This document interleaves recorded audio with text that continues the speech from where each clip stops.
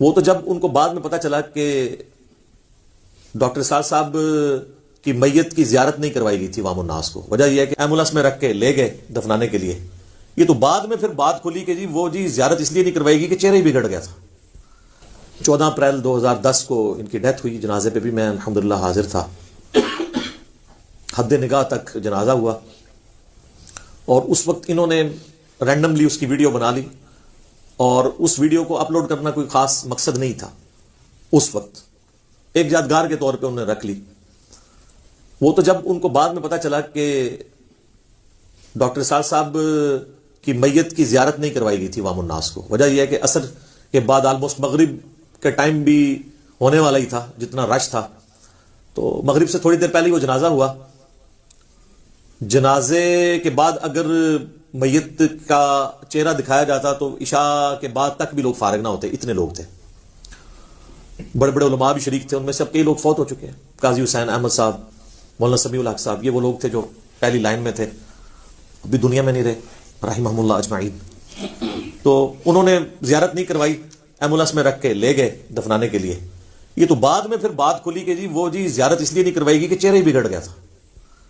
پاکستان کے کلچر کے اندر جب تک کوئی بڑی شخصیت زندہ ہوتی ہے نا تو اس پہ کبھی قادیانی ہونے کا الزام لگائیں گے، کبھی یہود و نصارہ سے فنڈنگ کا الزام لگائیں گے، کبھی الزام لگائیں گے کسی مدرسے سے نہیں پڑھا ہوا، اور مدرسے سے پڑھا ہو تو کہتے ہیں یہ گمراہ ہے، اور اس کے بعد پھر یہ بھی الزام لگا دیتے ہیں کہ جی اس کے مقاصد کچھ اور ہیں، کوئی نیا فرقہ بنانے آیا ہے، کبھی کہہ دیں گے اس کا استاد کوئی نہیں ہے، اور اس سے بھی بڑھ جائیں گے تو کہیں گے کہ یہ تو عنقریب دعوی نبوت کر دے گا، اور کبھی یہ کہہ دیں گے یہ تو مہدی ہونے کا دعویٰ کر دے گا۔ اچھا وہ زندگی میں ان سارے فتنوں سے بچ کے جب موت کے منہ میں چلا جاتا ہے تو اب تو وہ یہ نہیں کہہ سکتے، حالانکہ ہونا چاہیے کہ اس وقت پھر یہ لوگ کہیں کہ ہم لوگ جھوٹ بولتے تھے، ہمارے سارے علماء کذاب تھے اور جھوٹے تھے جنہوں نے کہا یہ مہدی ہونے کا دعویٰ کرے گا، اور ساروں کے اوپر لعنت پڑی ہے یہ جھوٹ بولنے کی وجہ سے، تو بغیر مہدی ہونے کا دعویٰ کیے اور نبوت کا دعویٰ کیے مودودی صاحب بھی چلے گئے دنیا سے، ڈاکٹر اسرار صاحب بھی چلے گئے، تو کم از کم اب اتنی جرت ہونی چاہیے کہ اپنے علماء کے اوپر لعنتیں بھیجے جنہوں نے یہ جھوٹ بولے تھے، کیونکہ قرآن میں تو ہے لعنت اللہ علی الکاذبین، جھوٹوں پہ اللہ کی لعنت ہے۔ تو اتنا پھر حوصلہ ہونا چاہیے، بلکہ ان لوگوں کو خود ویڈیو پہ آ کے اپنا رجوع ریکارڈ کروانا چاہیے، یا پھر یہ کہہ دیں کہ ہم رجوع تو نہیں ریکارڈ کروانا چاہتے اور ہم اعلانیہ کہتے ہیں کہ ہم لعنتی لوگ ہیں، ہماری شکلیں پہچان لو، تاکہ آنے والے جو علماء ہیں نا ان کو بھی تم پہچان سکو۔ تو ایسا خیر ہوتا نہیں ہے۔ تو جب وہ فوت ہو جاتا ہے کوئی اس طرح کا بندہ، پھر وہ کہتے ہیں چہرہ بگڑ گیا تھا، ایکسیڈنٹ میں مر جائے تو کہتے ہیں اللہ کی سزا ملی ہے، ایئر کریش میں مر جائے تو کہتے ہیں سزا ملی ہے، کیا یہ ایک بہانے؟ تو ڈاکٹر اسرار صاحب کی تو نیچرل ڈیتھ ہوئی ہے، چلتے پھرتے اللہ تعالیٰ نے ان کو اٹھایا، کوئی خاص بیمار بھی نہیں ہوئے۔ تو یہ جب بعد میں بات مشہور ہوئی تو پھر ان کے بیٹوں نے کہا کہ وہ تو ویڈیو ہم نے بنائی ہوئی تھی، چڑھانی نہیں تھی کیونکہ شخصیت پرستی نہیں کرنی چاہیے، لیکن اب یہ مجبوری بن گئی ہے۔ ایون شیخ زبیر صاحب کی تو تصویریں کھینچی کی میت کے اوپر، کیونکہ اہل حدیث کو تو پتا تھا کہ یہ ہمارے اوپر سب سے پہلا اٹیک یہ ہونا ہے، تو انہوں نے تو اسی وقت ان کی تصویریں کھینچ کے نیٹ پہ چڑھا دی دفنانے سے بھی پہلے، کہ تاکہ کوئی یہ بہانہ نہ کرے۔ حالانکہ میں کہتا ہوں چہرہ بگڑ بھی جائے یہ کوئی نشانی نہیں ہے۔ اب مجھے بتائیں کہ جو صحابہ کرام طاعون کے مرض میں مرے ہیں تو ان کے جسم پہ پھوڑے نہیں نکلے ہوں گے؟ سعد ابن جو تھے ابو عبیدہ ابن جرح فاتح شام جنگ یرموک میں، ان کی وفات تو طاعون کے مرض میں ہوئی ہے، معاذ ابن جبل کی طاعون کے مرض میں ہوئی ہے، یزید ابن ابی سفیان کی موت جو ہے وہ طاعون کے مرض میں ہوئی ہے، تینوں صحابی ہیں۔ تو ہم کیا کہیں گے نعوذ باللہ وہ جو ہے وہ ان کے اوپر کوئی عذاب آ گیا تھا؟ ایسا نہیں ہے۔ تو پھر انہوں نے مجبوراً ویڈیو اپلوڈ کی تاکہ لوگ دیکھ لیں جی ہاں جی اب کوئی اور معنی بنانا ہے تو۔ بلکہ مجھے تو یہاں تک یعنی ان کے گھر والوں سے یہ خبر پتہ چلی ڈاکٹر اسرار صاحب کے کہ ہمیں یہ بڑا فل خطرہ تھا اس بات کا کہ ڈاکٹر صاحب کے چہرہ دکھانے کے دوران ان پہ اٹیک کر کے ان کے جسم کو مست کرنے کی بھی کوشش کی جائے گی، کچھ ایسے شرانگیز لوگ بھی اس میں شامل تھے۔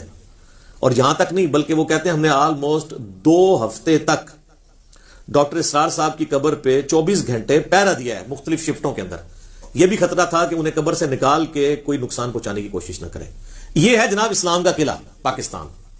میں دعوے سے کہتا ہوں کہ آپ اس طرح کے کسی بندے کو یورپ اور امریکہ میں دفنا دینا تو وہاں پہ کوئی سو کالڈ عاشق رسول اور عاشق صحابہ اور عاشق اہل بیت اور عاشق اولیاء نہیں پیدا ہوگا۔ یہ سارے اتنے ہی واڑ آئے ہیں، جس طرح مزار بھی سارے اتنے ہی آگے نا، یہ بھی سارے اتنے ہی آگے۔ یہ ہماری گراوٹ کا لیول ہے۔ تو ہم اس موقع پہ یہی کہیں گے کہ انا للہ و انا الیہ راجعون، اللہم اجرنی فی مصیبتی و اخلف لی خیرا منہا۔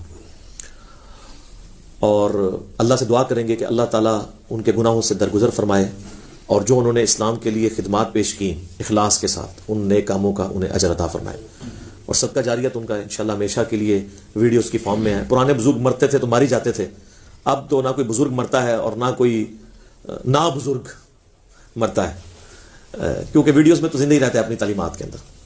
مجھے تو آج بھی ڈاکٹر صاحب کے بارے میں پتہ ہی نہیں لگتا کہ وہ فوت ہوئے ہیں یا زندہ ہیں۔ ویڈیو میں دیکھ رہے ہوتے ہیں، ان کا آئی کانٹیکٹ، ان کا بولنے کا انداز، ان کی آواز کا اتار چڑھاؤ، ان کے ہاتھوں کے اشارے، وہ تو لگتا ہے سامنے بیٹھ کے آپ دیکھ رہے ہیں۔ تو یہ اس میڈیا کی برکت ہے، اللہ کا شکر ہے۔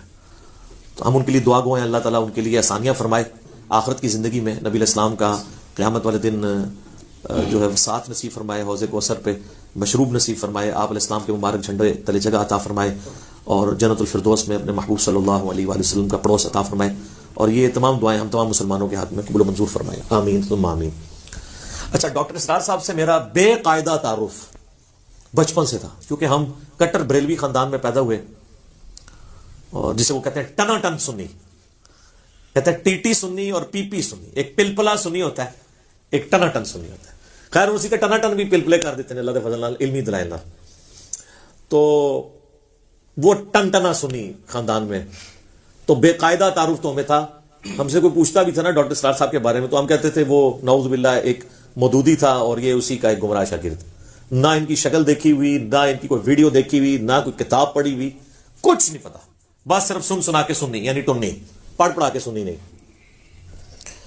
باقاعدہ تعارف جو ہوا وہ 2007 میں میرا ہوا، 2007 کے اندر، اور میری زندگی میں ہدایت کا سبب بننے والے لوگوں میں ڈاکٹر اسرار صاحب بھی ٹاپ آف دا لسٹ ان 5 لوگوں میں شامل ہیں جن کا میں نے شروع میں تعارف کروایا۔ غلام سود سعیدی صاحب، پیر نصیر الدین نصیر صاحب، شیخ زبیر علی زئی صاحب، مولانا اسحاق صاحب اور ڈاکٹر اسرار صاحب، سارے دیکھ لیں دنیا سے جا چکے ہیں، رحمہم اللہ اجمعین، آمین۔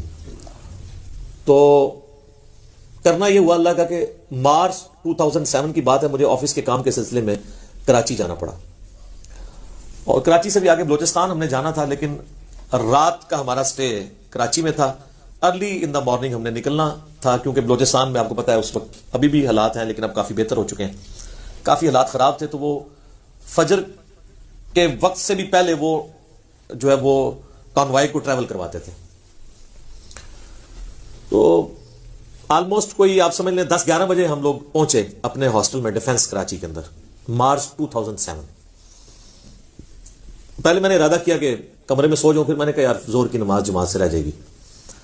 خیر انتظار کیا، جب اذانیں شروع ہوئیں تو میں نے جو وہاں پہ چوکیدار تھا اس سے پوچھا کہ مسجد ہے قریب۔ اب مجھے کوئی ڈاکٹر صاحب کو نہ میں نے دیکھا ہوا ہے، نہ ڈاکٹر صاحب کا کوئی اس طرح کا باقاعدہ تعارف ہے، بے قاعدہ تعارف تو آپ کو میں نے بتا دیا کیا تھا۔ تو اس نے کہا جی یہاں سے کوئی 15 منٹ کی واک کے اوپر مسجد ہے۔ راستہ اس نے بتایا لیکن پھر بھی پوچھ کے ہی جانا پڑا کہ یہ گلیاں مڑنی پڑی۔ تو الٹیمیٹلی خیر میں مسجد میں پہنچنے میں کامیاب ہو گیا، بہت بڑی مسجد۔ جب پہنچا تو جماعت مکمل ہو چکی تھی۔ اب میری عادت ہے کہ میں جماعت کے بغیر نماز نہیں پڑھتا۔ میں وضو خانے پہ کھڑا ہو گیا، کچھ لوگ وضو کر رہے تھے، میں نے کہا کہ جی ہم جماعت کروا لیتے ہیں، تو انہوں نے کہا جی ٹھیک ہے کروا لیتے ہیں۔ تو جماعت کے ساتھ نماز پڑھی۔ بعد میں سوچنا شروع ہو گیا کہ یہ کسی مولوی نے آ کے ڈانٹا نہیں ہے، تو لگتا ہے یہ بریلویوں کی مسجد ہے یا اہل حدیث کی ہے، کیونکہ دیوبندیوں نے تو ایک اپنا خود ساختہ فارمولہ بنایا ہوا ہے۔ پھر میں جب مسجد کے اندر گیا تو مسجد بہت بڑی مسجد، یہ وہی مسجد ہے جس کے اندر ڈاکٹر اسرار صاحب نے 1998 میں بیان القرآن ریکارڈ کروایا تھا کراچی ڈیفنس کی، لیکن مجھے نہیں پتا تھا کیڑا بیان القرآن تھے، بلکہ کیڑا قرآن۔ پھر میں عرض کیوں نہ کروں کہ مرنے سے پہلے اے مسلمان کر لے اس پہ غور، کتابوں کا خدا اور ہے، بابوں کا خدا اور۔ ہم تو بابوں کے خدا کو مانتے تھے، کتابیں، وحی، ریویلڈ نالج، یہ چیزیں کہاں پتہ تھی، بس ایک روایتی دین پہ چل رہے تھے۔ تو میں نے کہا یار یہ یہاں پہ کچھ ایسا لکھا بھی نہیں ہوا جس سے میں سونگ لوں، کیونکہ سونگنے کی حصت ہماری بہت زیادہ ہوتی تھی کہ اگر یہ لکھا ہوگا تو یہ فرقے کی مسجد ہوگی، یہ لکھا ہوگا تو یہ ہوگی، کچھ بھی نظر نہیں آ رہا تھا۔ یہ تو مجھے کنفرم ہو گیا کہ یہ ہماری مسجد نہیں ہے، یعنی بریلویوں کی نہیں ہے۔ لیکن میں نے کہا اگر بریلویوں کی نہیں ہے تو یہ جتنے لوگ یہاں نماز پڑھ رہے ہیں یہ بھی سارے حنفی طریقے پہ پڑھ رہے ہیں، تو اگر یہ دیوبندیوں کی مسجد ہے تو دیوبندی تو جماعتیں نہیں دوسری کرانے دیتے۔ میں نے پھر کسی سے ہمت کر کے پوچھا جی کس فرقے کی مسجد ہے؟ انہوں نے کہا جی کسی فرقے کی نہیں ہے مسجد۔ ہم نے تو سوچا بھی تھا کہ فرقہ بھی نہیں ہوتا۔ میں نے کہا یہ کیسے ہو سکتا ہے؟ تو انہوں نے کہا نہیں یہ قرآن اکیڈمی ہے, ادھر کوئی بھی آ کے نماز پڑھ سکتا ہے, کوئی ایسا مسئلہ نہیں ہے. خیر میں نے کہا جی کوئی ادھر کوئی لائبریری, کوئی مولوی, کوئی حضرت صاحب چلو ہم ملیں, کیونکہ مجھے بھی تو شام تک ٹائم گزارنا تھا نا, سینگ پھنسانے کا تو ہمیں شروع سے اللہ کے فضل سے شوق تھا. تو انہوں نے کہا جی نیچے ایک بنی ہوئی ہے لائبریری ٹائپ, مکتبہ بھی ہے, وہاں آپ چلے جائیں. وہاں جب میں نیچے گیا نا تو میں نے دیکھا اچھا آفس بنا ہوا ہے جناب, سی ڈیز رکھی ہوئی ہیں, کتابیں. وہ میں نے جب کتاب اٹھائی نا تو ڈاکٹر سرار صاحب کا نام لکھا. اوہ میں نے کہا یہ اس مردود کی مسجد ہے, یہ ظاہر ہم تو اس کو مردود ہی سمجھتے تھے, نعوذ باللہ. تو میں نے کہا اچھا یہ ہے وہ. خیر میں نے کتابیں دیکھنی شروع کی, پھر سی ڈیز بھی دیکھی. ان دنوں سی ڈیز چلتی تھی. وہاں میں نے ایک سی ڈی دیکھی قرآن اور اقبال. ڈاکٹر اقبال کے اقبال ڈے پہ یعنی 9 نومبر کے دن ڈاکٹر صاحب نے ایک کچھ 40-50 منٹ کی گفتگو کی تھی. وہ یوٹیوب پہ آپ کو مل جائے گی. قرآن اور اقبال لکھیں یوٹیوب پہ, ہم نے بھی اپنے آفیشیل چینل سے اسے اپلوڈ کیا ہوا ہے کئی سال پہلے. سر وہ سننے والا لیکچر ہے. اچھا مجھے تو نہیں پتا تھا کہ ڈاکٹر اقبال کو ڈاکٹر اسرار صاحب اپنا مرشد مانتے ہیں. ڈاکٹر اسرار صاحب ہمیشہ یہ کہتے تھے میرے 2 مرشد ہیں, مولانا مودودی اور ڈاکٹر اقبال. ہمیں تو نہیں پتا تھا.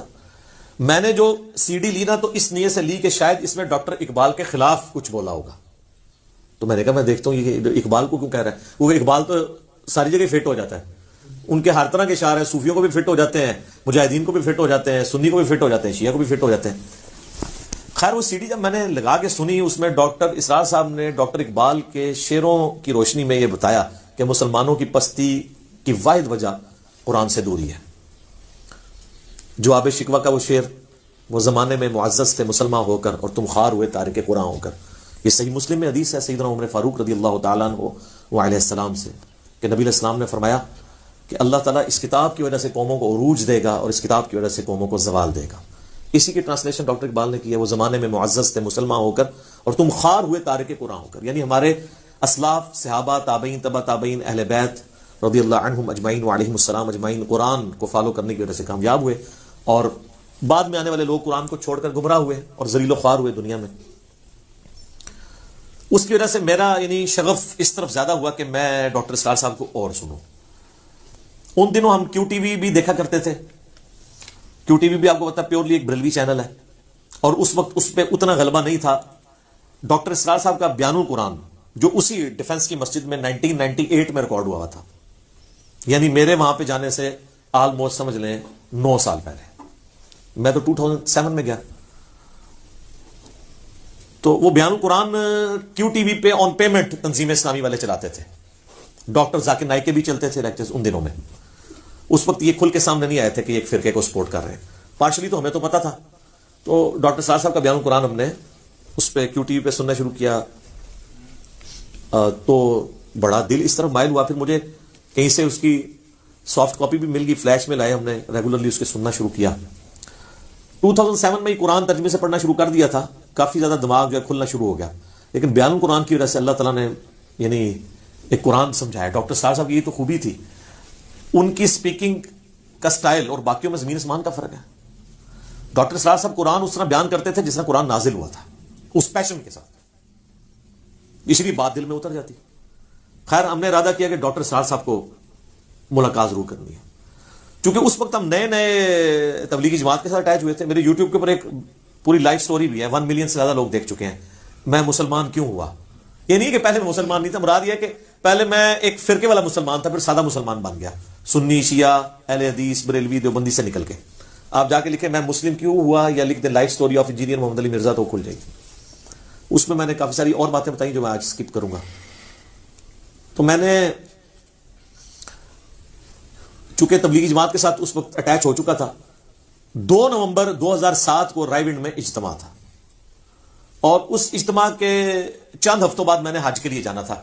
18 دسمبر 2007 کو حج ہوا تھا. 2007 وہ سال تھا جس میں 2 حج آئے تھے, ایک جنوری کے مہینے میں اور ایک دسمبر کے مہینے میں.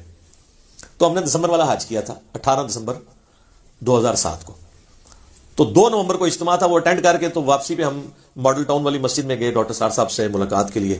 اس وقت سرسری سی ملاقات ہوئی, وہ اتنی ڈیٹیل نہیں تھی, لیکن ہمیں صرف ایک تھا کہ جیسے ایک پیری مرید والا سلسلہ ہوتا ہے نا, کہ ظاہر بندے کی خواہش ہوتی ہے کہ ملے ایسی بڑی شخصیت کو. تو مجھے یاد ہے میں نے اس وقت ڈاکٹر صاحب سے ایک بات کی. میں نے کہا ڈاکٹر صاحب آپ کی وجہ سے اللہ نے مجھے ہدایت دی ہے.